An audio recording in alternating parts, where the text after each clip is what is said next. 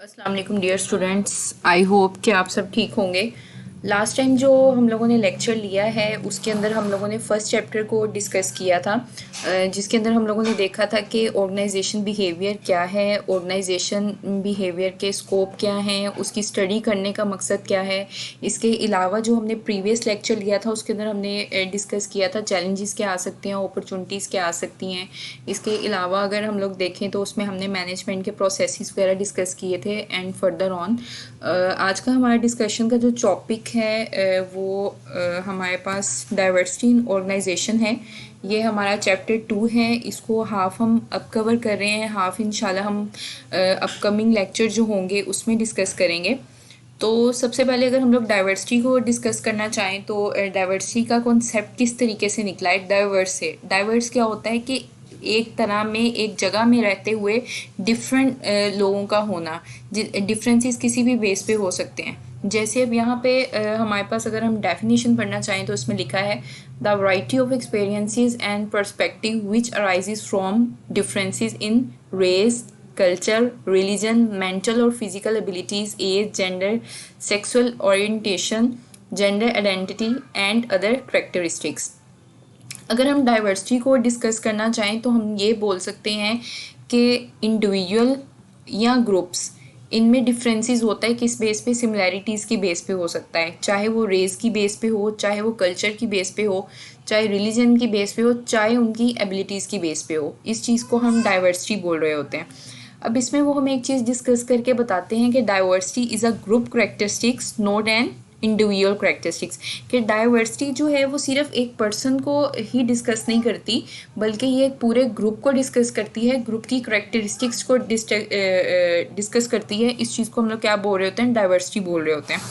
ये हमारा जो मेन थीम है इस चैप्टर को पढ़ने का वो यही है कि व्हाट इज़ डाइवर्सिटी। डाइवर्सिटी किसी लेवल पे भी हो सकती है, ग्रुप लेवल पे हो सकती है, रेस में हो सकती है, कल्चर में हो सकती है, रिलीजन में हो सकती है, इस तरीके से डिफरेंट है। अब वो सबसे पहले कहते हैं कि हमारे पास कुछ लेवल ऑफ डाइवर्सिटी हैं। डाइवर्सिटी के कुछ लेवल्स हम डिस्कस करते हैं। बेसिकली लेवल्स दो तरह के होते हैं डाइवर्सिटी के। एक होता है सरफेस लेवल डाइवर्सिटी और दूसरा हमारे पास हो रहा होता है डीप लेवल डाइवर्सिटी। जब हम सरफेस लेवल डाइवर्सिटी को यूज़ करते हैं तो ये हम लोगों को मीडियम बेस पे मिलती है।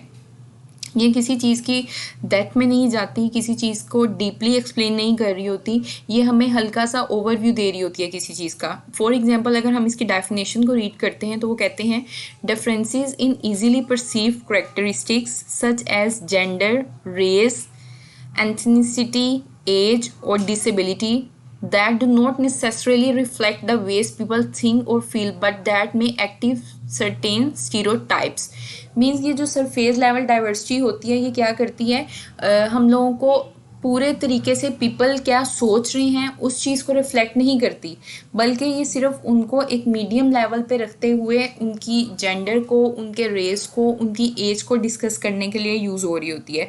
सरफेस लेवल डाइवर्सिटी इस चीज़ को कहते हैं। मतलब ऊपर वाली सतह को, जैसे हम किसी चीज़ की सतह को बयान करते हैं, उस चीज़ को हम लोग सरफेस लेवल में ले सकते हैं। इसके बाद हमारे पास यूज़ हो रहा है deep level diversity. Deep level diversity हमारे पास किस तरीके से होती है कि डाइवर्सिटी किसी इंडिविजुअल के माइंड को लेकर, किसी पर्सनैलिटी को लेकर, किसी वैल्यूज़ को लेकर, वर्क की प्रेफरेंसेस को लेकर हम लोग डाइवर्सिटी जो है वो अपनी यूज़ कर सकते हैं। उसकी डेफिनेशन में वो बताते हैं कि diversity represent differences in values, personality, and work preferences that become progressively more important for determining similarity as people get know one another better। इस चीज़ में वो ये क्या कहते हैं कि जो डीप है उसमें वो डीप सेंस लेते हैं, किसका, इंडिविजुअल का सेंस लेते हैं, इंडिविजुअल के एटीट्यूड्स देखते हैं, उसकी पर्सनैलिटी देखते हैं और उसके प्रेफरेंसेस को देखने की कोशिश कर रहे होते हैं। इसमें हम लोग क्या करते हैं, डीप लेवल डाइवर्सिटी इस चीज़ को प्रेफर करती है। वो कहते हैं कि दीज डायमेंशंस डायरेक्टली और indirectly affect performance, motivation, success and interaction with others. ठीक है, जो पर्सनैलिटी है, जो वैल्यूज़ हैं, जो परसेप्शंस हैं, वो किसी ना किसी तरीके से डायरेक्टली या इनडायरेक्टली अफेक्ट कर रहे होते हैं परफॉर्मेंस को, मोटिवेशन को, सक्सेस को या इंटरेक्शंस को, कि किस तरीके से हमने किसी पर्सन के साथ इंटरेक्शन करना है। अब फिर वो कहते हैं कि डिफाइंड डिस्क्रिमिनेशन।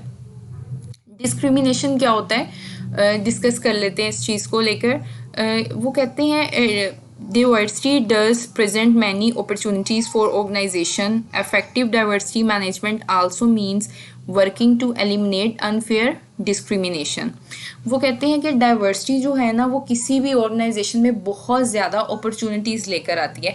किस तरीके से लेकर आती है कि जब आप एक ऑर्गेनाइजेशन में रहते हैं, आपके पास मुख्तलिफ कल्चर के लोग होते हैं, मुख्तलिफ स्किल्स के लोग होते हैं, मुख्तलिफ रेस के लोग होते हैं, तो वो क्या करते हैं, एक अपॉर्चुनिटी क्रिएट करते हैं। डिफरेंट लोग होंगे, डिफरेंट माइंड्स हैं, डिफरेंट कॉन्सेप्ट्स हैं, डिफरेंट ओपिनियंस हैं उन लोगों की, तो उस हिसाब से क्या होता है, आपकी ऑर्गेनाइजेशन के लिए वो एक कंपैरेटिव एडवांटेज क्रिएट कर रहे होते हैं। लेकिन क्या होता है कि अगर आप डाइवर्सिटी को मैनेज नहीं करते, वर्क प्लेस पे रहते हुए बिहेवियर को मैनेज नहीं करते, तो वो बहुत सी मुश्किलात, कन्फ्लिक्ट्स रेस करता है। वहाँ पे कौन सी रेस करता है, अनफेयर डिस्क्रिमिनेशन का जिसको नेम दिया गया है। वो क्या होती है डिस्क्रिमिनेशन की, वो डेफिनेशन जब हम डिस्कस करें तो वो कहता है noting of a differences between things often we refers to unfair discrimination, which means making judgments about individual based on stereotypes regarding their demographic groups. Discrimination में क्या हो रहा होता है कि आप किसी भी अपनी खूबी की वजह से, चाहे वो डेमोग्राफिक बेस पे है, चाहे वो आपकी एबिलिटीज़ हैं, फिज़िकल एबिलिटीज़ हैं, इंटेलेक्चुअल एबिलिटीज़ हैं, कोई भी आपकी एबिलिटीज़ हैं, उनकी बेस पे आप क्या करते हैं, दूसरे इंसान को खुद से कमतर समझ रहे होते हैं। कि अगर एक ऑर्गेनाइजेशन में कोई पर्सन है, आप मुस्लिम हैं, वो नॉन मुस्लिम है, तो आप में एक वैसे ही बाइसनेस आ जाएगी ना। तो वो बाइसनेस तो होती है। उसके अलावा आप क्या करते हैं कि आप अपने आप को सीनियरिटी की बेस पे या ख़ुद को एक्सपीरियंस की बेस पे, या अगर आपके पास कोई एबिलिटी है तो उसकी बेस पे लोगों को कमतर समझेंगे, ख़ुद को ज़्यादा बेहतर समझेंगे। तो वो चीज़ होती है डिस्क्रिमिनेशन। जब आपके पास इस तरीके की अनफेयर डिस्क्रिमिनेशन आ जाती है आपकी ऑर्गेनाइजेशन में, तो आप डाइवर्सिटी को सही तरीके से मैनेज नहीं कर सकते, और फिर डेफिनेटली आपकी ऑर्गेनाइजेशन को उस चीज़ के लिए बहुत ज़्यादा सफ़र करना पड़ता है। आपकी ऑर्गेनाइजेशन वो प्रोडक्टिविटी, वो लेवल अचीव नहीं कर सकती जो आपने अपना विजन बना कर रखा होता है। अब वो कहते हैं कि कुछ इसके नेगेटिव कंसिक्वेंसेस होते हैं।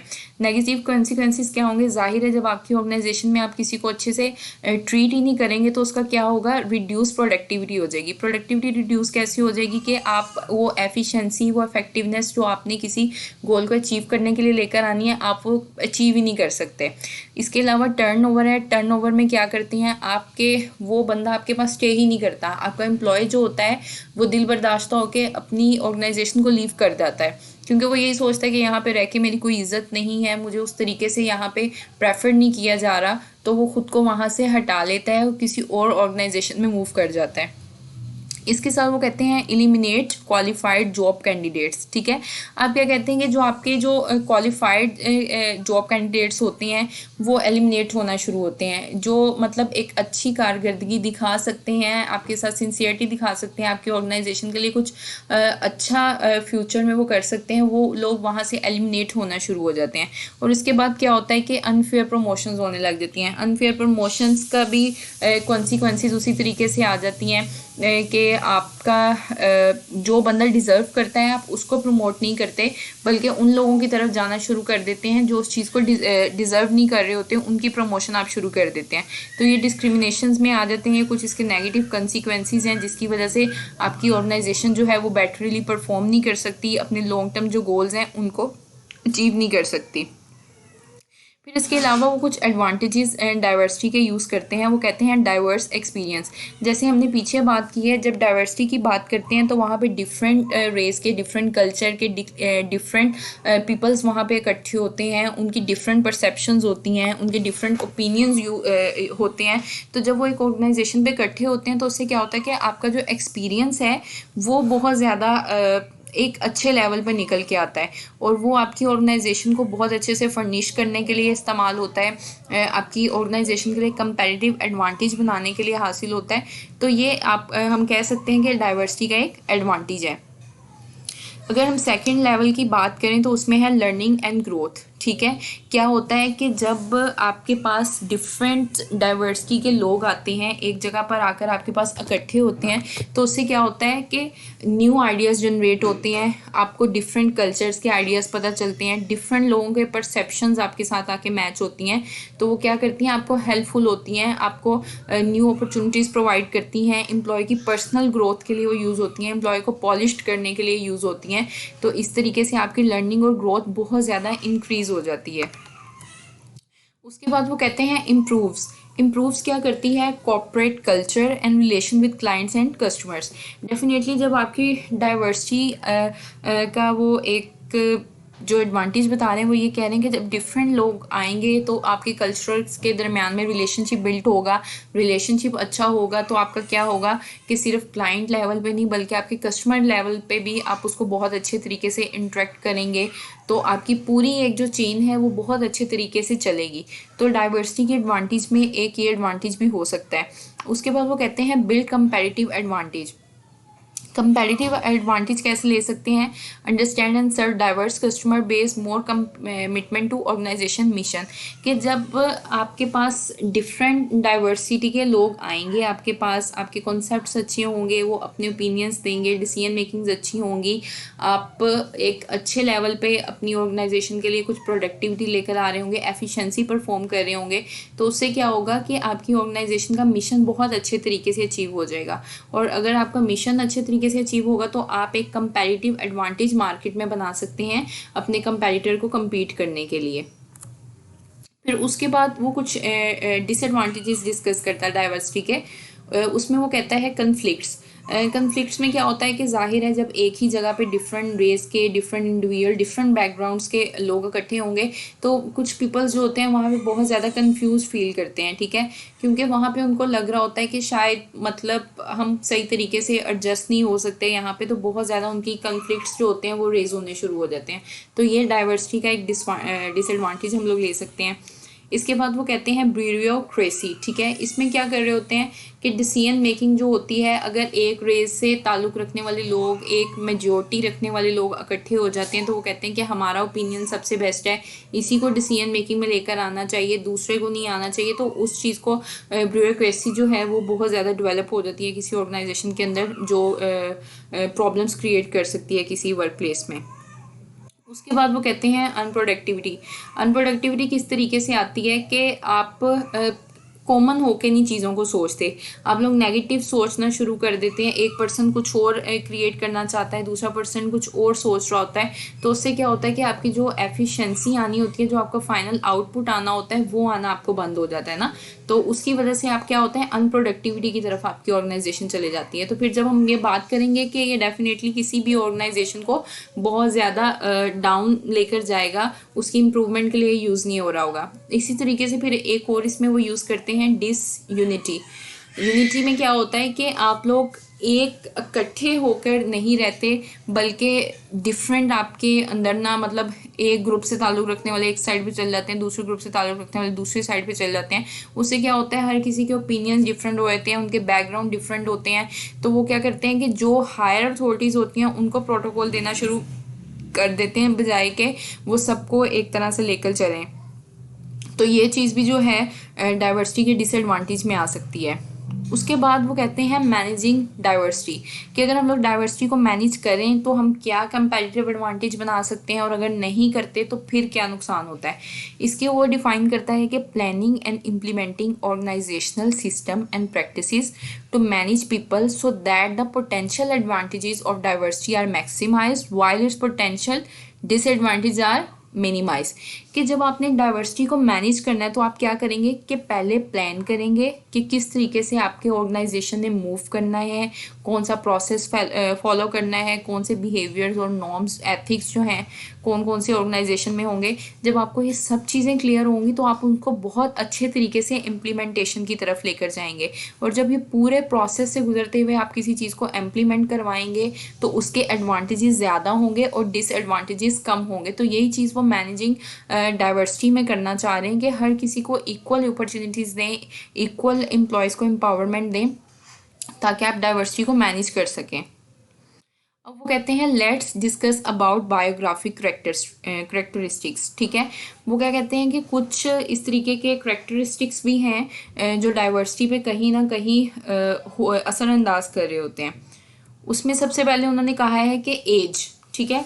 एज क्या है कि बहुत सी जगहों पे ये कॉन्सेप्ट बना हुआ है कि जैसे जैसे इंसान अगली एज में जाता रहता है उसका स्टेमिना कम होता रहता है, उसके सोचने की कुव्वत कम हो जाती है, जिसकी वजह से वो क्या कहते हैं कि उसके अंदर उतनी कैपेसिटी, उतनी एबिलिटीज़ नहीं रहती जो एक यंगस्टर में होती हैं किसी जॉब को परफॉर्म करने के लिए। तो ये उन्होंने एक फिनोमिना बनाया हुआ है कि ये चीज़ डाइवर्सिटी पे असर करती है या नहीं करती।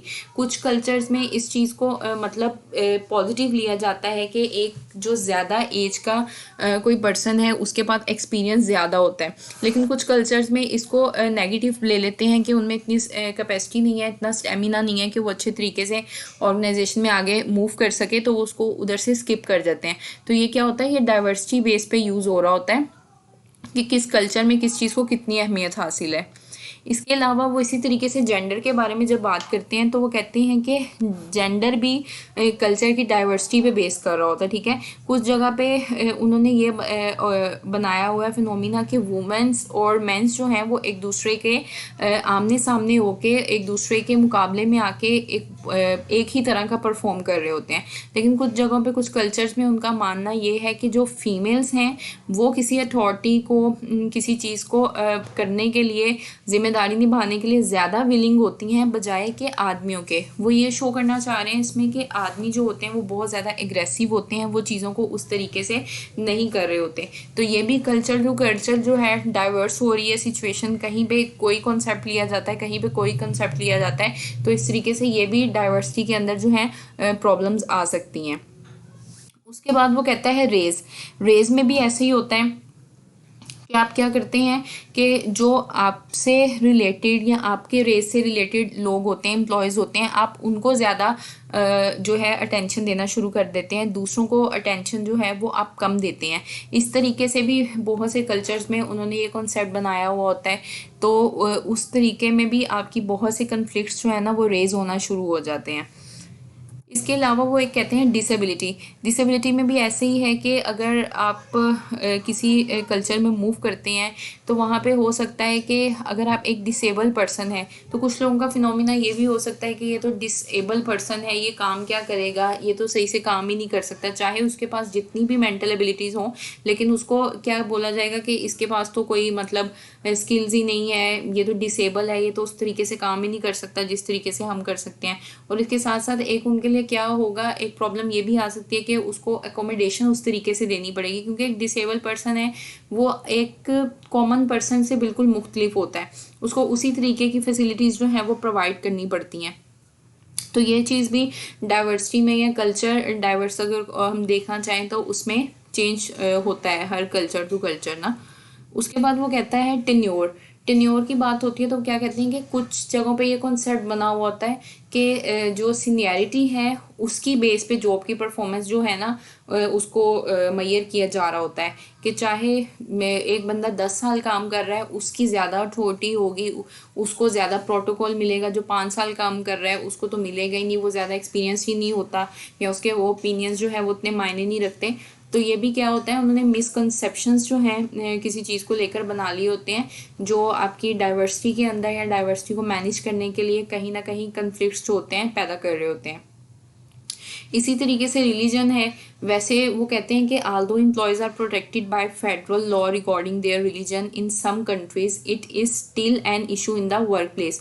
कि कुछ जगह पे क्या होता है, वैसे तो जो फेडरल लॉ है उसने तमाम कंट्रीज के रिलीजन को क्या किया हुआ है, प्रोटेक्टेड किया हुआ है एक लॉ के मुताबिक ना, लेकिन फिर भी बहुत सी वर्क प्लेस पे जो है रिलीजन बेस पे आना शुरू हो जाते हैं इश्यूज कि जैसे कोई मुस्लिम्स हैं, नॉन मुस्लिम्स हैं, अगर कोई मुस्लिम किसी नॉन मुस्लिम कंट्री में गया तो नॉन मुस्लिम्स जो हैं वो एक साइड पे बाइसनेस उनमें शो होना शुरू हो जाएगी।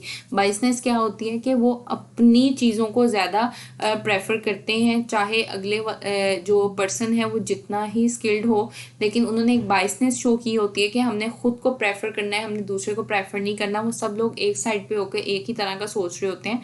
तो इस तरीके से भी जो है डाइवर्सिटी को मैनेज करना बहुत मुश्किल हो जाता है, उसमें बहुत से जो हैं इश्यूज आ रहे होते हैं। ये जो स्लाइड्स थी ये हमारी डाइवर्सिटी की बेस पे थी, और इसमें हम लोगों ने देखा डाइवर्सिटी क्या होती है, डिस्क्रिमिनेशंस किस तरीके से आते हैं, डाइवर्सिटी के एडवांटेजेस क्या हैं, डिसएडवांटेजेस क्या हैं, और इसकी करेक्टरिस्टिक्स को हमने डिस्कस करने को कोशिश किया है। ये सेकंड चैप्टर था हमारा डाइवर्सिटी इन ऑर्गेनाइजेशन के ऊपर।